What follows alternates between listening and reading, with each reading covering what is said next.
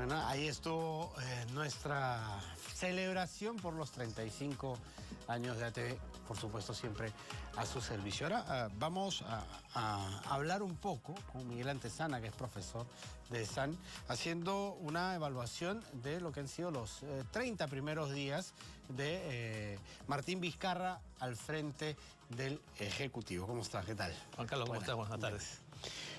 En el tema comunicacional, ¿cómo lo ve? ¿Cree que hay un cambio, hay una mejor llegada a la población para comunicar lo que el gobierno está haciendo, o todavía no siente que hay una estrategia sólida al respecto?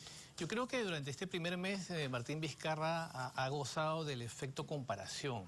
En el sentido que obviamente estamos comparando lo que fue el gobierno de Kuczynski y ahora es lo que hace Vizcarra, y Kuczynski lo ha ayudado mucho en esta nueva imagen, porque Kuczynski ha tenido precisamente una imagen de parálisis, de lentitud. En cambio, Vizcarra es una persona que se ha movido bastante.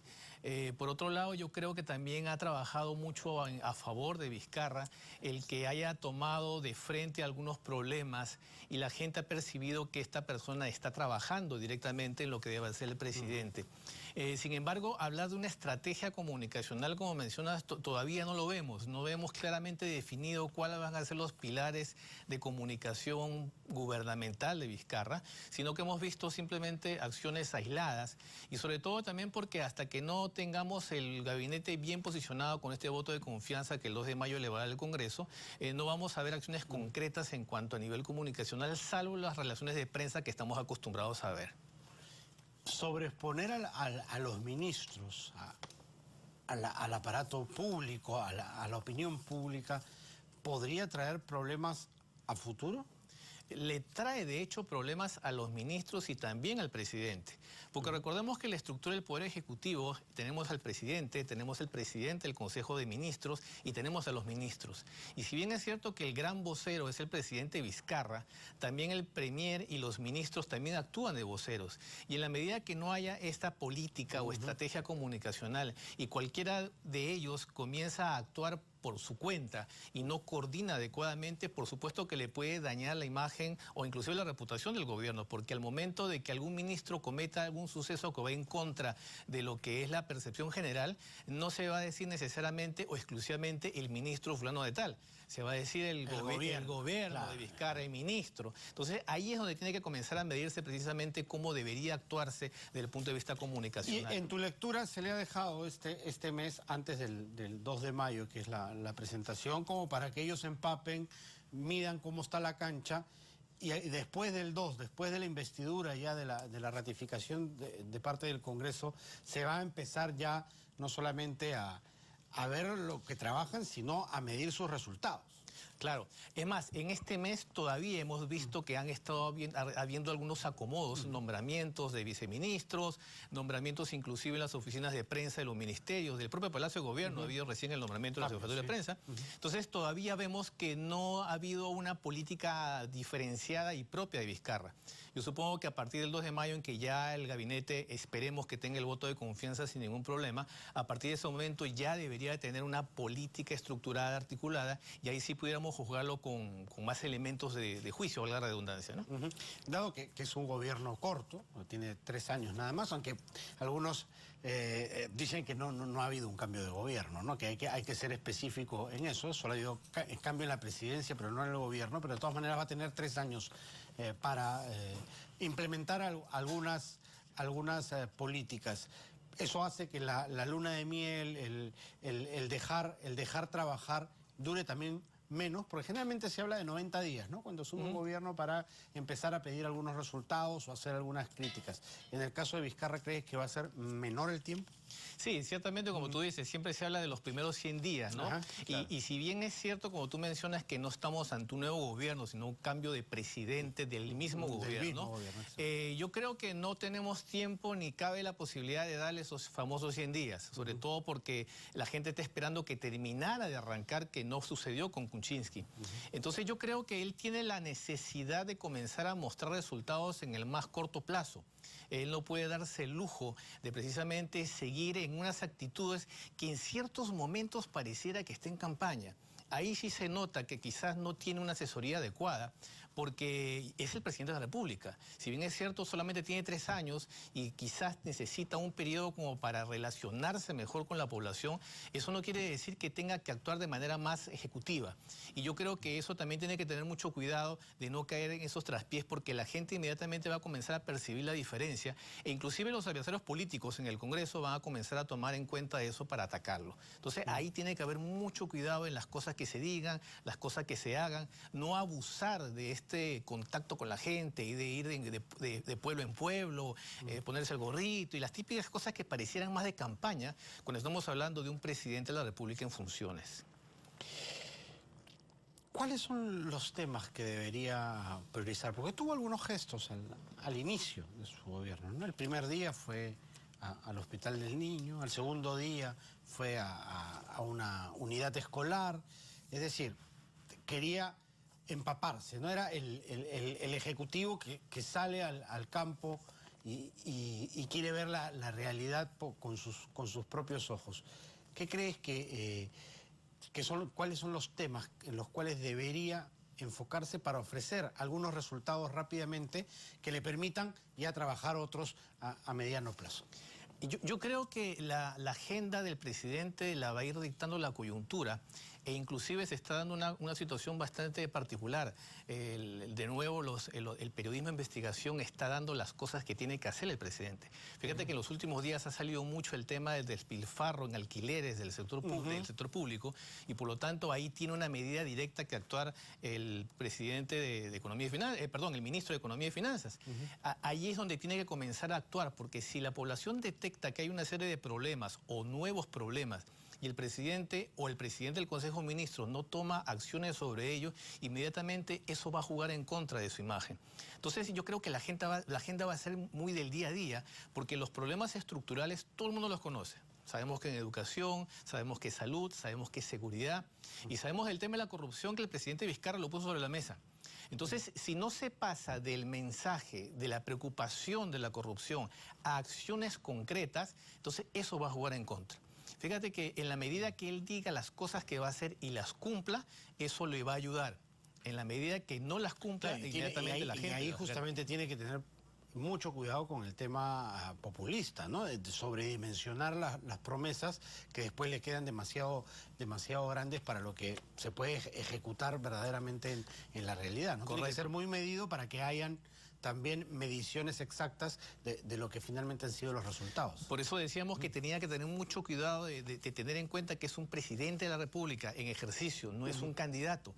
Ahí precisamente hay una línea muy delgada y se cae en ese juego de prometer cosas, de decir cosas cuando ya estás en el puesto. Entonces ahí inmediatamente, si no lo cumple, la opinión pública va a generarse, por supuesto, una mala imagen, y eso se lo van a sacar y sus contrincantes políticos lo van a utilizar. Por eso la mayor urgencia de ponerle cuidado a este tipo de discursos. ¿Cómo ves el rol de la oposición? Yo creo que la oposición está en la expectativa. Yo creo que están viendo qué error comete para volver en su estrategia de estar en medios. Porque recuerda que ahorita el Congreso tiene una pésima imagen y todos los días nos estamos enterando de alguna joyita precisamente de la gran bancada fujimorista, y eso por supuesto juega en contra de la oposición. Entonces, de alguna manera, para contrarrestar esa mala imagen... ¿Crees que necesita la oposición, sobre todo el bloque fujimorista, lavarse la cara respecto a lo duro que fue con el gobierno de Kuczynski, para que la población sienta que ellos no eran el problema, sino el problema era finalmente de Kuczynski, ser mucho más blando y mucho más ponderado en la crítica respecto a Vizcarra? Yo creo que no, que el problema no va por ahí. Yo creo que el problema ahorita va por cómo limpian su propia imagen como oposición y como Congreso. Y por eso es que seguramente van a estar en la expectativa de qué errores puede cometer Vizcarra. Entonces, ahí van a estar nuevamente en el juego de la lucha de poderes, y en la medida que Vizcarra se cuide mucho de no caer en eso, sino que estar trabajando, cumpliendo las cosas que ofrece, de brindar soluciones, de trabajar sobre las cosas que ya la gente sabe qué es lo que tiene que hacer, no tiene mucho que investigar. Entonces yo creo que ahí también tiene que cuidarse mucho de quién se rodea. porque eso también va a ser tomado en cuenta seguramente, no solamente por la oposición, sino también por los medios de comunicación, y eso se lo van a estar sacando. Esto es un juego de muy corto plazo, como tú bien dices, son 3 años de gobierno. Entonces tiene que trabajar sobre la marcha y no debería perder mucho tiempo en propuestas, en ideas, sino sobre todo ejecutar. Que eso yo creo que va a ser lo que pudiera marcar y la diferencia y lo que pudiera apoyar a la gente. ¿Tú crees que el ritmo estatal le va a permitir, por ejemplo, tener resultados en la reconstrucción del norte, por ejemplo? Bueno, ya el ministro de Economía y Finanzas dijo que tenía que replantearse todo este tema para la reconstrucción con cambios, que no reconstruyó ni hizo cambios. Claro. Entonces, ahí la norma hay que cambiarla completamente. Seguramente... Pero eso significaría comenzar de nuevo, ¿no? Mira, no necesariamente, porque habría que ver qué cosas se ha hecho y cuáles han sido las trabas que por la parte legal han impedido que se concreten estas obras. Si la tienen identificada, esto debería solamente ser un trámite de tener el soporte legal y comenzar a trabajar, porque el Estado tiene el monopolio de las acciones en muchos campos. Entonces no debería perderse mucho tiempo por este lado. En la medida que él comience a trabajar y comience en sentido práctico a destrabar todo ese destrave que supuestamente hizo Kuczynski, pero en la práctica no se vio por ningún lado, yo creo que ahí va también comenzar a tener el apoyo de la población. Y eso es muy importante, que él cuente con el apoyo de la población más que el Congreso de la oposición. Claro, eso le va a dar legitimidad. Incluso en momentos difíciles, cuando caiga alguna crítica o hay algún problema, que definitivamente en el ejercicio del poder van a haber crisis, pero si hay apoyo y respaldo popular, tiene legitimidad el gobernante, ¿no es cierto? Y ahí tendría mucho sentido que Vizcarra utilice esa frase que dijo muchas veces Kuczynski, pero que no le caía bien, que decía que me dejen trabajar. Porque a Kuczynski él argumentaba mucho eso, pero en realidad no hizo nada. En cambio, en la medida que Vizcarra comienza a ejecutar, comienza a hacer obras y precisamente entonces comienza a haber ataques gratuitos, él pudiera sacar ese mismo discurso, que lo dejen trabajar y la gente lo va a apoyar. Fíjate que son 2 circunstancias muy parecidas, pero va a depender mucho de la muñeca política y la capacidad de reacción del presidente. En la medida que él tenga esa capacidad de respuesta, es que va a diferenciarse y va a lograr el apoyo de la población.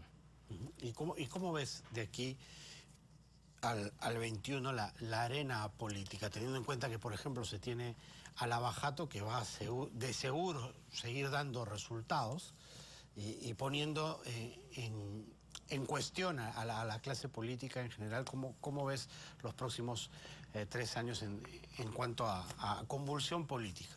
Yo creo que va a depender mucho de las reformas electorales que se hagan de aquí al 2020, ni siquiera al 2021, porque ya al 2020 vamos a tener el inicio de las campañas electorales.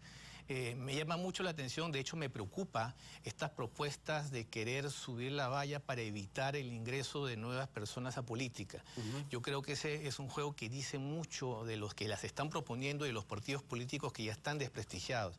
Y ahí se viene también esta propuesta. Quieren adueñar de la cancha, claro, ¿no? Claro, y no quieren que nadie entre, no quieren poner trabas, que tenga 3 años de afiliación política y una cantidad de cosas que cada vez más dificultan que ingresen nuevas personas y que ellos quieren mantenerse. Entonces ahí también viene a colación esta propuesta que acaba de hacer Vizcarra ayer, creo. El tema de las reformas electorales, que son insuficientes, por cierto, porque no está atacando de fondo el problema de la reforma electoral. Aquí yo creo que tiene que haber un cambio cualitativo, un cambio mayor para que precisamente podamos ver qué va a pasar al 2021 con la presidencia de la República. Sí, y el tema es que se le está pidiendo las reformas a los hijos de este sistema.